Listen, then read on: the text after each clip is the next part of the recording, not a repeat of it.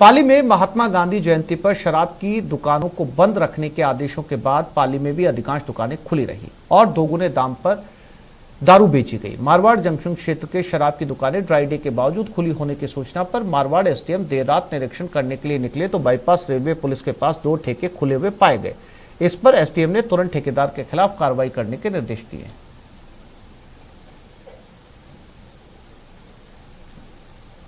नहीं खोला बाबूजी, कोई बात नहीं, आप बोलो ये नहीं खोला था, क्या नाम था?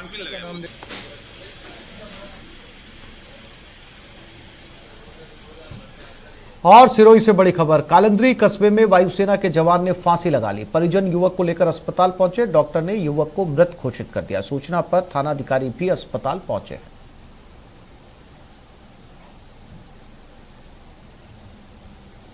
प्रदेश में अब अपराधियों का डिजिटल डेटाबेस तैयार किया जा रहा है। केंद्र की योजना के तहत की जा रही इस तैयारी का काम सितंबर से शुरू हो चुका है और कहा यह जा रहा है कि डेटा तैयार होने के बाद महज 90 सेकंड में किसी भी अपराधी का आपराधिक रिकॉर्ड पता चल जाएगा।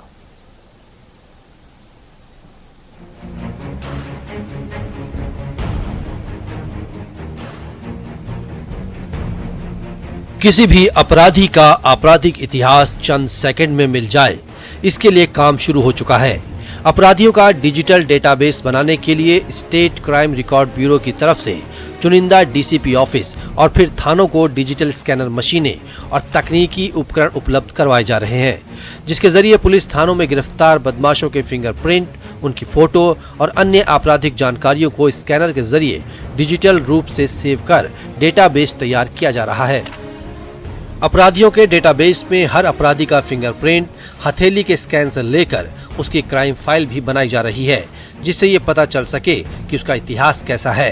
डेटाबेस से फायदा ये होगा कि जब कोई घटना होती है और पुलिस के द्वारा कोई चांस प्रिंट पाए जाते हैं तो उसके मिलान के लिए डेटाबेस के अंदर जब वो चांस प्रिंट डाला जाएगा तो जो गिरफ्तार शुदा अपराधी हैं, जो आपराधिक रिकॉर्ड वाले अपराधी हैं, उनकी पहचान किया जाना आसान हो जाएगा।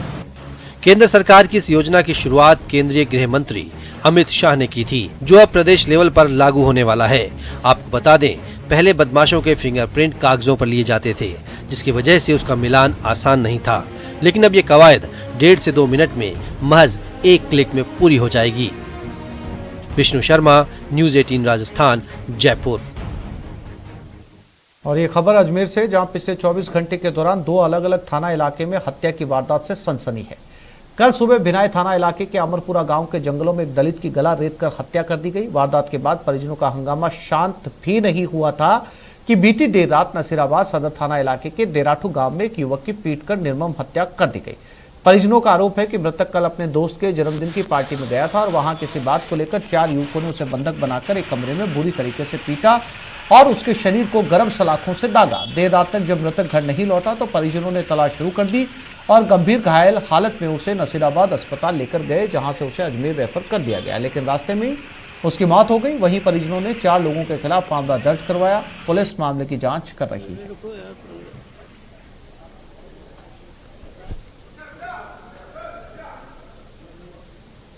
बर्थडे में गियोड़ो वापस आ रहा गरबा खेल गया माता जी कौन की रानी की तो बड़ू मैंने फोन कर घर बुलायो कि अभी ने बुलार ले गया घर कमरा में बंद कर कपड़ों ठूस और सरिया गर्म कर लगा दिया। बहुत बुरी तरह मारियो।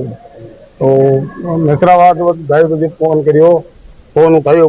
2:30 बजे मैं कर दिया, घर परेशान और भाई कटे गियो 2:30 बजे भी को फोन उठायो। वो 2:30 बजे तो बाद में मालूम पड़ी मैंने क्यों हमारी हालत खराब है, मैंने हॉस्पिटल ले जाओ। एक डेराटू गांव में रात्रि के समय लड़ाई झगड़ा होकर किसी की मृत्यु हुई है, जिसका नाम पिंटू सन ऑफ राम सिंह रावत है। उम्र करीब 22-23 साल है, निवासी डेराटू का है। उस इत्तला के मुताबिक मेरे को यहाँ इसका पीएम कराने के लिए भिजवाया है, जिसका मेडिकल बोर्ड से पीएम करवाया जाएगा।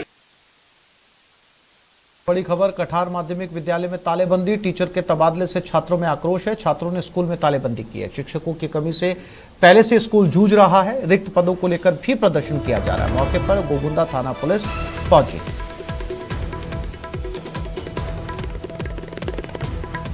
उदयपुर में स्कूल में तालेबंदी, कठार माध्यमिक विद्यालय इसका नाम है, और टीचर के तबादलों से छात्रों में आक्रोश है और पहले से ही जो है वो शिक्षकों की कमी है इस स्कूल में और अब तबादले किए जा रहे हैं।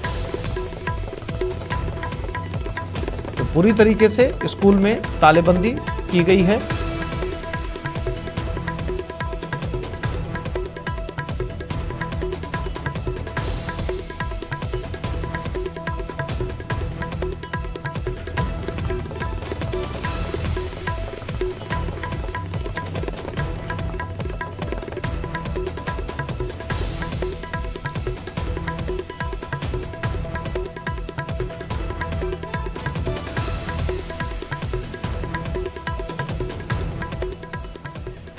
और इसी खबर पर ज्यादा जानकारी के लिए बात करते हैं हमारे उदयपुर संवाददाता कपिल के साथ।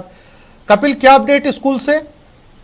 हाँ, देखिए, कठार के राजकीय माध्यमिक विद्यालय की ये घटना है और इंग्लिश के जो टीचर थे बाबूलाल, उनका ट्रांसफर कर दिया गया। उसके बाद में छात्रों में आक्रोश पनपा है। दूसरा सबसे महत्वपूर्ण बात, क्योंकि पहले से ही स्कूल में रिक्त पद थे, जो अध्यापकों की जो संख्या है वो कम थी और उसके बावजूद और अध्यापकों का ट्रांसफर होने के चलते जो विद्यार्थी हैं उनमें आक्रोश पनपा। इसको लेकर ग्रामीणों ने और विद्यार्थियों ने पहले जिम्मेदार अधिकारियों को इसकी सूचना दी थी, लेकिन किसी तरह की इस पर गंभीरता नहीं दिखाई गई। तो आज स्कूल में तालाबंदी कर दी, स्कूल के बाहर प्रदर्शन किया जा रहा है। फिलहाल गोगुंडा थाना पुलिस मौके पर पहुंची है, लेकिन जो विभागीय अधिकारी हैं उनके आने का इंतजार किया जा रहा है। जी आशीष। जानकारी के लिए कपिल आपका धन्यवाद।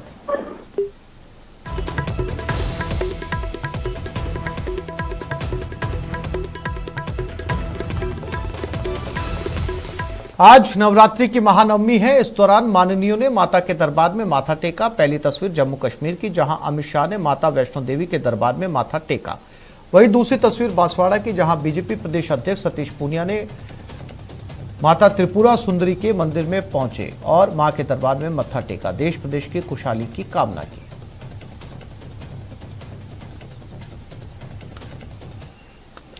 और बाड़मेर में आस्था का प्रतीक अंबे माता का मंदिर 70 साल से ज्यादा पुराना है, जो पानी की देवी के नाम से जाना जाता है। आजादी के दौरान पाकिस्तान की गडरा सिटी के निवासी पाकिस्तान को छोड़कर गडरा रोड में आकर बस गए, लेकिन बाड़मेर जिले की पश्चिमी सरहद पर पानी की किल्लत थी। तभी ग्रामीणों और तत्कालीन सरपंच ने देवी से आराधना कर एक कुएं की नींव रखी और प्रार्थना की कि अगर इस कुएं में मीठा पानी मिला तो हम पानी की देवी के रूप में जगदम्बा मां के रूप में पूजा करेंगे। कुएं की खुदाई के दौरान एक मूर्ति मिली और उसी मूर्ति के नीचे मीठे पानी का अथाह भंडार मिला। हर नवरात्रि को यहाँ पूजा अर्चना होती है।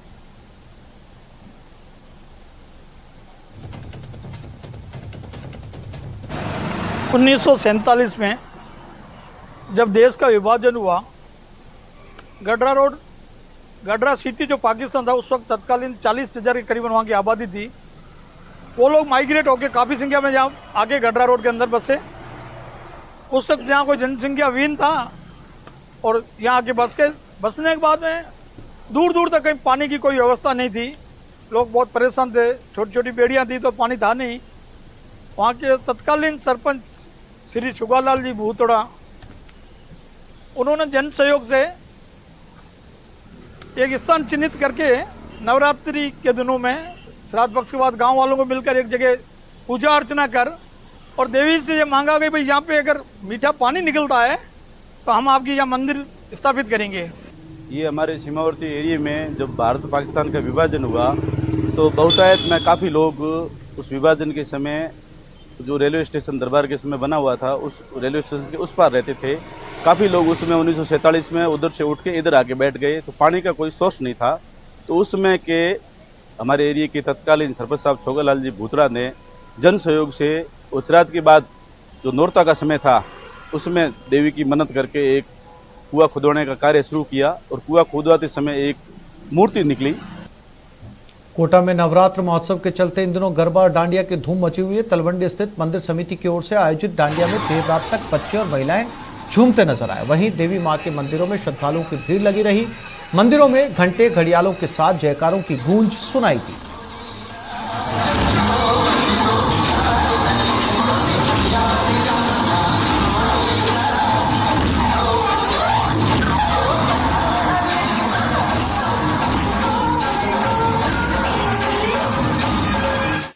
आज तलवंडी हनुमान मंदिर में डांडिया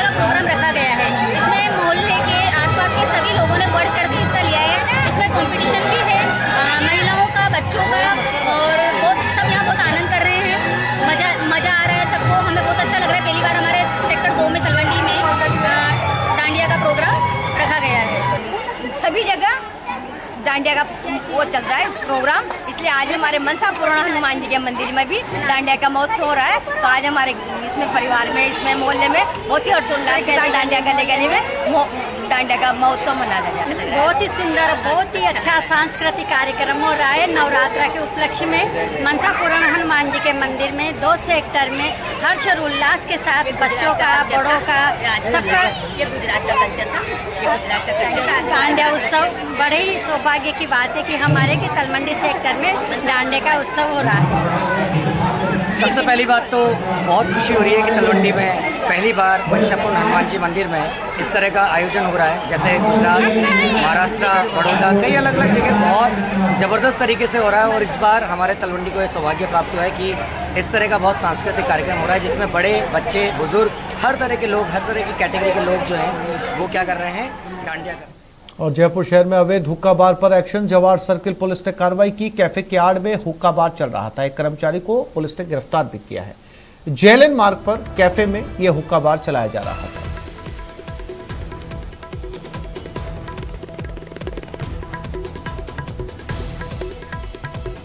और इसी खबर पर ज्यादा जानकारी के लिए बात करते हैं हमारे संवाददाता विष्णु शर्मा के साथ। विष्णु, क्या अपडेट इस हुक्का बार को लेकर और जो गिरफ्तारी की गई है, क्या कुछ निकलकर जानकारी में सामने आया? देखिए, जयपुर शहर में कई जगहों पर कैफे की आड़ में हुक्का बार का संचालन किया जा रहा है और इन्हीं हुक्का बारों पर कार्रवाई के लिए जयपुर कमिश्नरेट ने निर्देश दिए हुए हैं सभी थानों को। और इसी कड़ी में जयपुर जवाहर सर्किल थाना पुलिस ने जेएलएन मार्ग पर WTP के पीछे चल रहे हुक्का बार पर कार्रवाई की है। द माफिया कैफे के नाम से ये कैफे था जिसमें हुक्का बार चलाया जा रहा था और जब पुलिस को सूचना मिली कि द माफिया कैफे में हुक्का बार का संचालन किया जा रहा था, पुलिस ने दबिश दी वहां पर और वहां पर कई युवकों को हुक्का पिलाते हुए नजर आया। उसके बाद में पुलिस ने मुकदमा दर्ज करके एक व्यक्ति को वहां पर गिरफ्तार किया है जो कि हुक्का बार का ही कर्मचारी बताया जा रहा है। उसके अलावा जयपुर कमिश्नरेट ने यह भी निर्देश दिए हुए हैं कि जो भी इन हुक्का बारों में हुक्के की सप्लाई करता है ऐसे व्यक्तियों के खिलाफ भी सख्त कार्रवाई की जाए। इस बारे में additional police commissioner Ajay Pal Lamba ने निर्देश दिए हैं और इसी कड़ी में जो है जयपुर की शहर के कई हुक्का बारों में अब कार्रवाई शुरू हो गई है। जी विष्णु, जानकारी के लिए आपका धन्यवाद।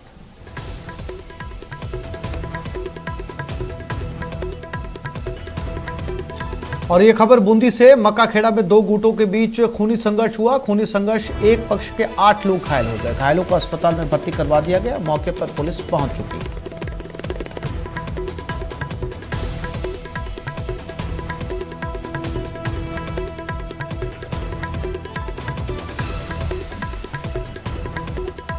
ये खबर बूंदी से मिल रही है। बताया जा रहा 2 गुट आपस में भिड़ गए और झगड़ा इतना जबरदस्त हुआ कि ये संघर्ष खूनी संघर्ष में तब्दील हो गया। अब तक 8 लोग घायल हो चुके हैं। घायलों को अस्पताल में भर्ती करवाया गया है। कुछ की हालत गंभीर बताई जा रही है।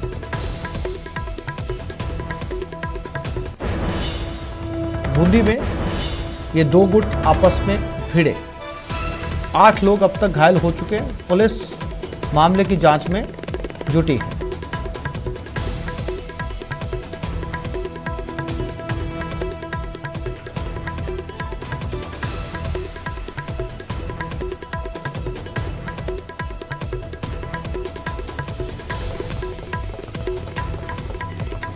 और चैन सिंह हमारे साथ बूंदी से जुड़ गए। चैन, क्या वजह रही इस खूनी संघर्ष की और क्या जानकारी पुलिस से अब तक मिल पाई है? जैसा कि नीम का खेड़ा गांव का मामला है, यहाँ पे जो एक महिला का अपहरण हो जाने के कारण जो नाता प्रथा को लेकर के गुर्जर समाज के 2 गुट भिड़ गए, जिसमें जो दोनों गुटों के जो 1.5 दर्जन लोग घायल हो गए हैं, जिनको दोनों पक्षों के जो जिला चिकित्सालय में भर्ती कराया गया है। सदर थाना पुलिस यहाँ मौके पहुंच गई। घायलों के जो पर्चा बयान लिए जा रहे हैं। घायलों का कहना है कि जो एक पक्ष की महिला को दूसरे पक्ष के व्यक्ति द्वारा जो ले जाया गया था, जिसका झगड़ा लेने के लिए समझाइश वार्ता चल रही थी, इस दौरान जो दोनों पक्ष आमने सामने हो गए और 1.5 दर्जन लोग घायल हो गए। जी चैन सिंह, जानकारी के लिए आपका धन्यवाद।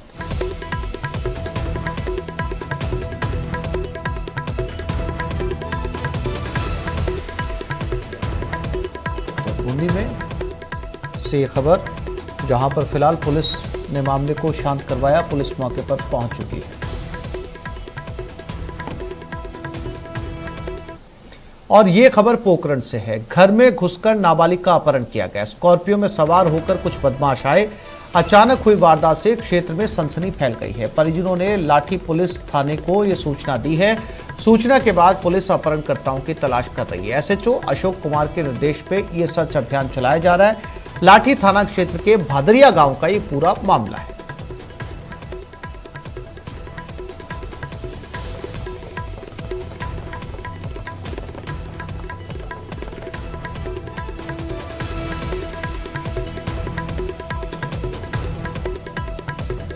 तो पोखरण में एक घर में घुसकर एक नाबालिग का अपहरण किया गया है। बताया जा रहा है कि ये बदमाश एक गाड़ी में सवार होकर आए थे। अचानक हुई इस वारदात से आसपास के इलाके में भी सनसनी है। हालांकि परिजनों ने लाठी पुलिस थाने को इसकी सूचना दे दी है। पुलिस एक्टिव भी हुई है, अपहरणकर्ताओं की तलाश शुरू कर दी है। एसएचओ अशोक कुमार के निर्देशन में यह सर्च अभियान शुरू कर दिया गया। सावलदान हमारे साथ जुड़ गए। सावलदान, क्या अपडेट इस हादसे को लेकर? क्या अपहरणकर्ता की पहचान हो गई है? देखिए आसिफ, लाठी थाना क्षेत्र के भादरिया गांव की पूरी घटना बता रही है, देर रात की घटना बता रही है। और लाठी थाने को परिजनों ने जब सूचना दी उसके बाद से जो एसएचओ हैं अशोक कुमार बिश्नोई के नेतृत्व में सर्च अभियान शुरू कर दिया। और बदमाशों की अब तक पुष्टि नहीं हो पाई है। कई दफा ऐसे मामले आते हैं कि वे रंजिश वहीं भी हो सकता है, लेकिन इस बात की पुष्टि नहीं है कि रंजिश है या अपहरणकर्ता इस नाबालिग को लेकर रात को ले गए हैं। इसकी पुलिस लगातार पड़ताल कर रही है। जैसलमेर के एसपी पवर सिंह नाथावत भी इस मामले की पूरी गंभीरता से मॉनिटरिंग कर रहे हैं, ताकि पुलिस अपहरणकर्ता को महिला को अपहरणकर्ता के चुंगल से जल्द छुड़ा सके। इसको लेकर अभियान तेज कर दिया है। आसिफ, सावलदान, क्या कुछ नामजद या शक या संदेह जताया है परिवार वालों ने पुलिस के सामने? किसी के बारे में कोई जानकारी दी है या सभी अज्ञात है? देखिए आसिफ, एसएचओ से हमने बात की तो उन्होंने साफ तौर से कहा लगातार हमारी जांच जारी है, परिजनों के हम संपर्क में हैं और लगातार उनसे जानकारी ले रहे हैं। आखिर ये अपहरणकर्ता कौन हो सकते हैं, इसके लेकर लगातार वो जानकारी जुटा रहे हैं। इस बात की पुष्टि नहीं हो पाई कि जो अपहरणकर्ता कौन है और कहाँ के, इसलिए पुलिस लगातार इस मामले की जांच कर रही है। आसिफ, सावलदान, जानकारी के लिए आपका धन्यवाद। और अब बात बाड़मेर की, जहां बजरी की लीज शुरू होते ही विवाद भी शुरू हो गया। ताजा मामला जसोल थाना क्षेत्र के ब्रह्मधाम आसोत्रा के सामने आया है, जहां बजरी को लेकर विवाद इतना बढ़ गया कि बजरी लीज धारकों ने एक युवक को मरने की स्थिति में भेज दिया। वहीं रात को एक बजरी की टोली को लेकर युवक के साथ इतनी मारपीट की गई कि युवक की मौत हो गई। कौन था धाराते है कि एक्सीडेंट की तो कौन था? रॉयल्टी वाला था।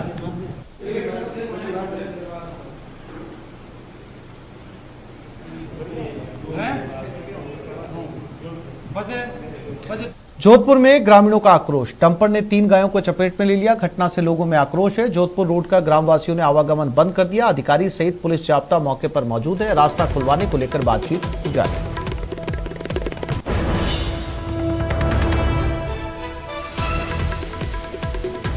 तो जोधपुर में गांव वालों का गुस्सा। ये तस्वीरें, एक डंपर था जिसने 3 गायों को चपेट में ले लिया, जिसकी वजह से गांव वालों ने ये सड़क को जाम कर दिया। आवागमन बंद कर दिया गया है।